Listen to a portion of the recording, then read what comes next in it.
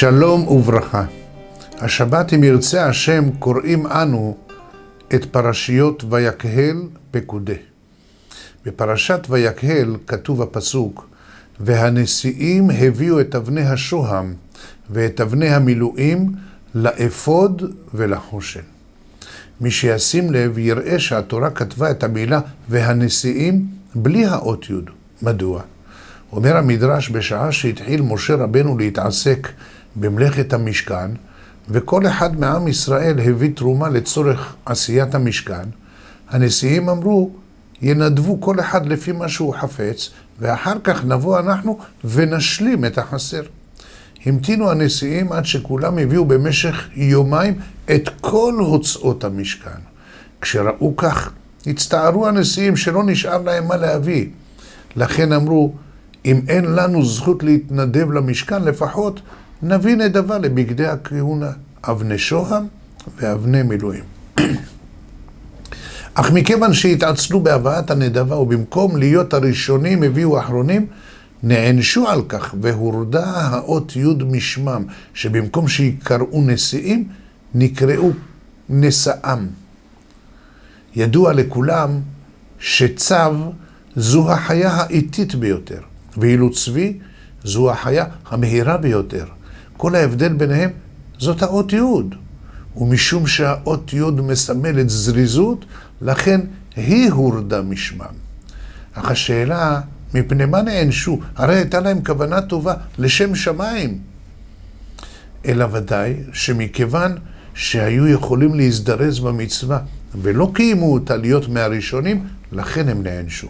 מכאן אנחנו למדים שכל מי שמתעצל במצווה במקום שיכול להזדרז, יענש על כך. וכשנתבונן על חיינו נראה כמה עלינו לתקן את דרכינו. כשאדם נמצא בעסקיו הוא פעיל, הוא לא מרגיש עייפות. ואילו כשהוא מגיע לבית הכנסת או שהוא משתתף בשיעור, פתאום נופלת עליו עייפות, תרדמה. עוד לא שמענו על אדם שנרדם באמצע שהוא סופר את כספו, או באולם שמחות באמצע המנה העיקרית. מכאן רואים כמה אנחנו עצלים במצוות וערנים בעניינים גשמיים וחומריים. לכן מוטל עלינו לעבוד חזק חזק על מידת העצלות. מספרים הרבי יצחק מוורקה, זכר צדיק לברכה, שהיה שוכב על מיטתו ופתאום השתוקק להריח טבק. אך קופסת הטבק הייתה רחוקה ממנו, הוא היה צריך לקום כדי להגיע אליה. עשה רב חשבון, אם אני אקום להביא את קופסת הטבק, ויתרתי ליצר הרע שלי ונתתי לו להתגבר עליי, להכשיל אותי במידת התאווה. ואם לא אקום מהמיטה, יהיה זה משום עצלות. לכן קם והלך למקום שהייתה מונחת הקופסה, אך לא נגע בה וחזר אל מיטתו. כך מספרים גם על הרב הקדוש רבי אהרון מבעל, זכר צדיק לברכה, כאשר היה פעם שלו היה בקו הבריאות, אבא שלו ציווה אותו שלא ילך למקווה כמה ימים. רבי פנחס גיסו ידע מהציווי, והנה הוא מבחין שבכל זאת רבי אהרון הולך למקווה בכל בוקר, הוא התפלא על כך מאוד. הוא עקב אחריו וגילה שהוא פושט את בגדיו, מתקרב למקווה, אבל לא טובל. כששאל אותו לפשר הדבר, אמר לו רבי אהרון, אם אני לא אלך כלל למקווה, ייתכן שיעשה זאת רק משום עצלות וחולשה, אך כעת אני מוכיח לעצמי שאני עושה זאת אך ורק בגלל ציווי של אבא.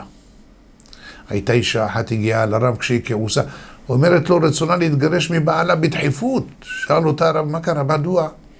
אמרה לו האישה, אתמול הכנתי לו ארוחה בשרית חגיגית, ולאחר הארוחה ביקש ממני בעלי ברוב חוצפתו כוס חלב. מיד הרב הזמין את הבעל ושאל אותו, האם זה נכון שהוא ביקש כוס חלב לפני שעברו 6 שעות מהארוחה הבשרית? אמר לו הבעל, אכן, ביקשתי כוס חלב, אבל לא עשיתי זאת בגלל רשעות חס ושלום, אלא מפני שאשתי עצלנית מאוד, ויודע אני שלוקח לה 6 שעות להכין לי כוס חלב. לכן הקדמתי את בקשתי. בארצות הברית ערכו מחקר וגילו שהקדמת הפנסיה מקדימה את גיל המוות הממוצע. מפני שחוסר מעשים מכביד על האדם יותר מכל מלאכה כבדה וקשה. לכן אמרו חז"ל, לעולם יזכיר אדם עצמו אפילו לעבודה שהיא זרה לו, ואל יצטרך לבריות. כך כתב הרמב"ם לבנו, מעשו הבטלה וגעלו השלווה, כי הן הסיבה להשחתת הגוף ולמחסור ולשעמום ולפטפוט ולעיקשות פה, ללזות שפתיים וסולם לשטן ועובדיו, והיא העצה המנובלה. היום אם תשאל אנשים ברחוב, יגידו לך שהם עובדים כדי לנוח. הם חוסכים כסף כדי שיוכלו להרשות לעצמם לקנות כלים שיעזרו להם לשלווה ולמנוחה. אך רמב"ם אומר מפורש שזה בדיוק ההפך. אדם צריך לנער מעליו את העצלות ולעסוק במצוות בזריזות. כי מצווה מלשון צוותא, ביחד. אדם שמקיים מצווה בזה, הוא מתחבר לקדוש ברוך הוא, ומי שמחובר לבורא עולם, זוכה לדברים הרבה. לכן אדם שזוכה לטובה ולברכה, ידע שהכל מאיתו יתברך. ירים את עיניו למעלה ויודה למי שאמר והיה העולם. תסתכל למעלה. היה אדם אחד עלה לבניין האמפייר סטייט בניו יורק. יש בו למעלה מ100 קומות, מתנסה לגובה של כ450 מטר. שם יש את מרפסת התצפית המפורסמת. משם מתצפיתים על כל ניו יורק. והנה נסגרה עליו הדלת. הוא לא יכל לצאת. הוא צעק וצעק, אבל מי ישמע אותו? עלה רעיון במוחו, לקח שטרות של $100 והשליך אותם למטה. אמר, אולי כך מישהו ירים את ראשו ויראה מי הוא זה שזורק דולרים? אך למעשה העוברים ושבים אספו בשמחה את השטרות, אבל אף אחד לא הסתכל למעלה. מה עשה? התחיל לזרוק אבנים. כשאנשים ראו שנזרקים אבנים וזה כמעט נחת להם על הראש, אין אחד שלא הרים את הראש למעלה לראות מי שם זורק אבנים. כשהקדוש ברוך הוא נותן שפע לבן אדם, בנים, חיים, פרנסה, הוא לא מסתכל, לא מתבונן מי נתן לו כל אלה. אבל כשלפתע מתחילות הצרות, כשפתאום מתחילים לזרוק לו קצת אבנים, הוא מיד נזכר. הוא מרים את הראש ושואל את הקדוש ברוך הוא, ריבונו של עולם, למה? זה יסוד ידוע למה הקדוש ברוך הוא מנע ילדים מיצחק ורבקה. אומרים חז"ל, משום שהקדוש ברוך הוא מתאווה לתפילתם של צדיקים, אבל לא רק של צדיקים.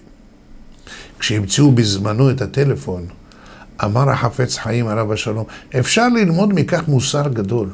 אדם מדבר כאן למטה ושומעים אותו למעלה. אבל בזמן החפץ חיים עוד לא המציאו את הטלפונים הניידים. לכן אנשים פעם חשבו שאתה יכול להתפלל וישמעו אותך למעלה, אבל זה רק בתנאי שאתה מחובר, רק אם אתה קרוב לקדוש ברוך הוא. אבל היום ברוך השם כשיש לנו הטלפונים הניידים, כולם יודעים, גם אם אתה לא מחובר, גם כשאתה מנותק לגמרי, שומעים אותך, רק תחייג, תתפלל. אבל אל תישאר רחוק, תשאף תמיד להתקרב. היה פעם ילד ששאל את אבא שלו, הקדוש ברוך הוא גדול או קטן? לקח אותו האבא לשדה התעופה. הם התבוננו על מטוס בשמיים, והאבא שאל אותו, בני, מה אתה אומר? המטוס שם גדול או קטן? אמר לו הבן, קטן. הם חיכו שהמטוס ינחת, ואז שאל אותו האבא, נו, מה אתה אומר? המטוס שראינו מקודם, הוא גדול או קטן? אמר לו הבן, אבא, הוא ענק. אמר לו האב, כך גם הקדוש ברוך הוא. אם אתה רחוק, הוא נראה לך קטן. אבל ככל שאתה מתקרב יותר, כך אתה מגלה שהוא יותר ויותר ענק שבענקים.